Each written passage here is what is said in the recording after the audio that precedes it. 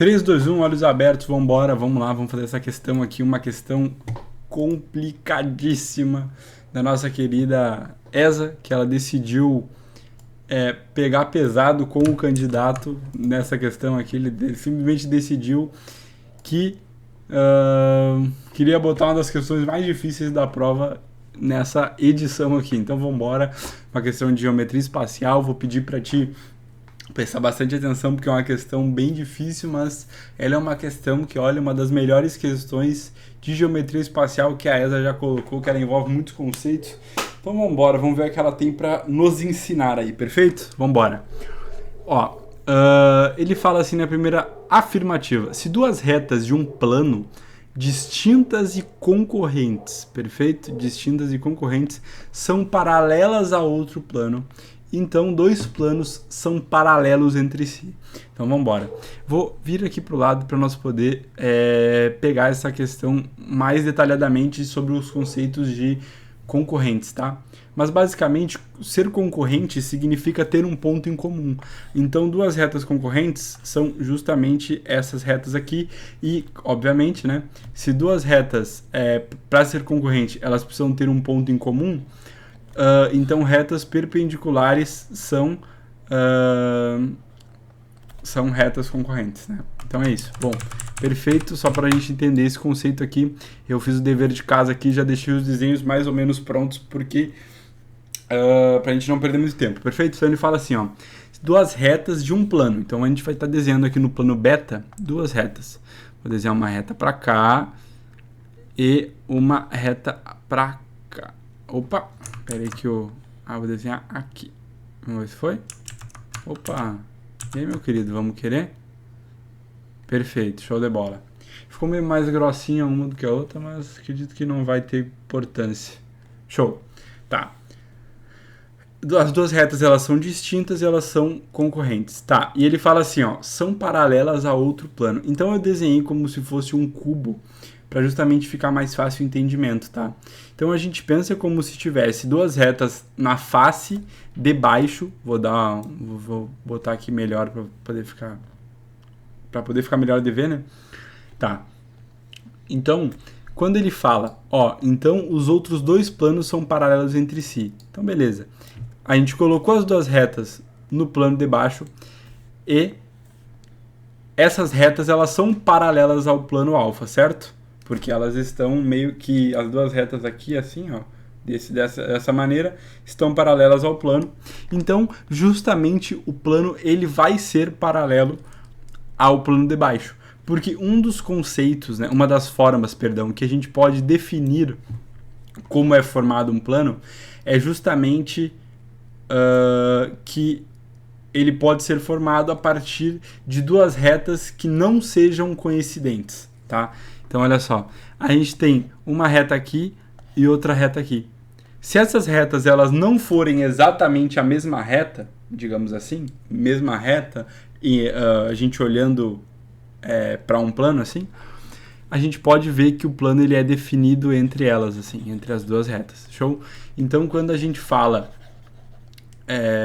do conceito da formação de um plano, faz muito sentido, faz mais sentido ainda no caso dessa afirmativa, perfeito?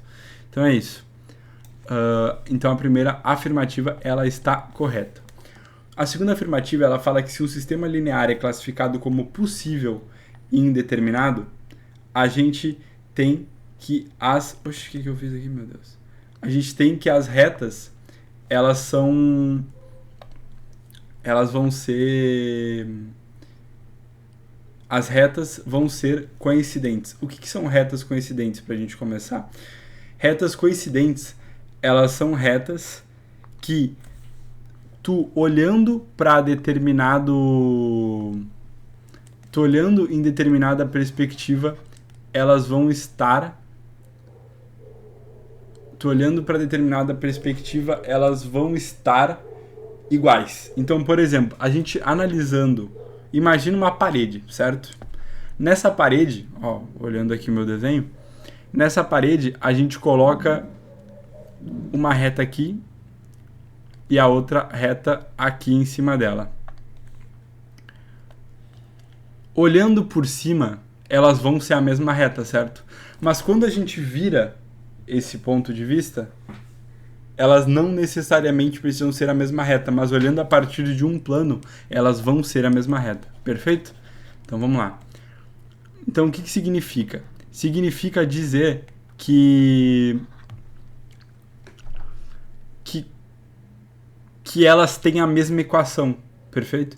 Porque como a gente está analisando em somente um plano, porque ele está afirmando que as retas são coincidentes, é exatamente no sistema possível e indeterminado, que é justamente um dos conceitos do sistema possível e indeterminado, né?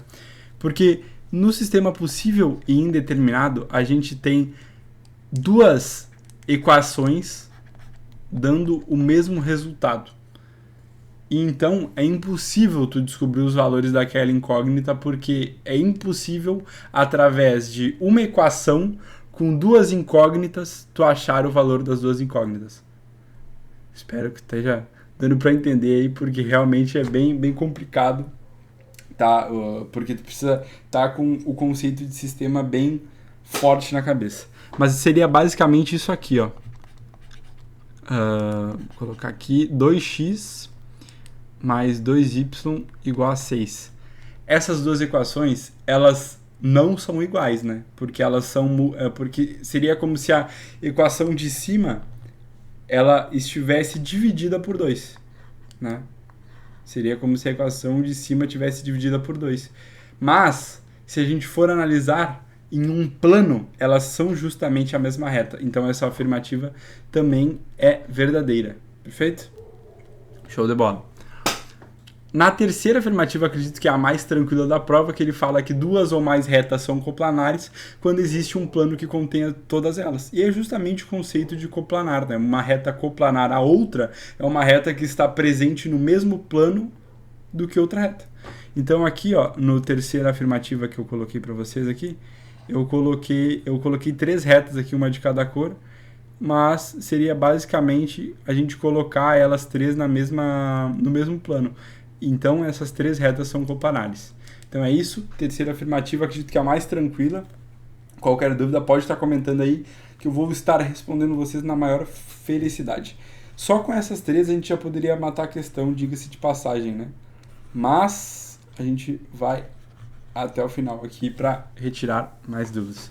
Tá. A quarta afirmativa foi uma que, inclusive, quando eu fiz a prova, eu fiquei pensando nessa afirmativa como podendo ser falsa, e eu vou explicar o porquê. Que ele fala assim, ó, quando uma reta é perpendicular a um plano, todos os planos que contêm a reta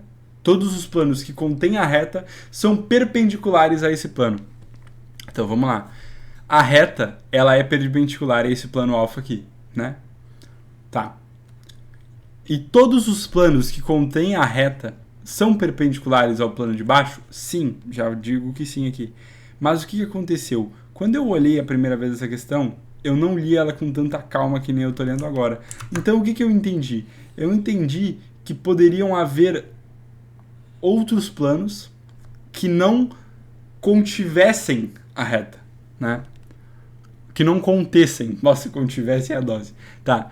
Que não contessem a reta. Por exemplo, a primeira vez que eu olhei essa questão, eu acreditava que esse plano aqui, por exemplo, ele pudesse ser um plano real, mas não, né? Porque o plano ele precisa conter a reta. Então, qualquer plano que tu fizer, vou fazer um outro plano aqui, por exemplo, um plano na cor preta, tu vai perceber que justamente, independente do plano que tu fizer, ele vai ter um ângulo de 90 graus com o plano de baixo. Então é isso.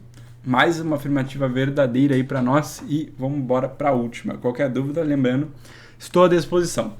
Projeção ortogonal de um segmento sobre um plano pode ser um segmento ou um ponto. Tá, como é que a gente pode pensar nisso aí? Quando ele fala de projeção ortogonal, é justamente a sombra daquele segmento em um plano, como se fosse uma árvore fazendo sombra no asfalto, por exemplo. Tá? Então, aqui a gente pega essa árvore, digamos assim, e coloca ela voando em cima do asfalto. E a gente vai ver que justamente a sombra dela no plano vai ser um segmento, né? Ah, mas quando ele fala que pode ser um ponto também, como é que pode ser? Então, eu fiz como se fosse o segmento justamente reto em relação ao plano, como se fosse assim, ó. Porque tu olhando de baixo, vai parecer somente um ponto aqui embaixo. Ó. É isso. Tá. Essa afirmativa, ela é bem capciosa também, porque quando tu pensa assim, não tem como o ponto ser uma sombra do segmento.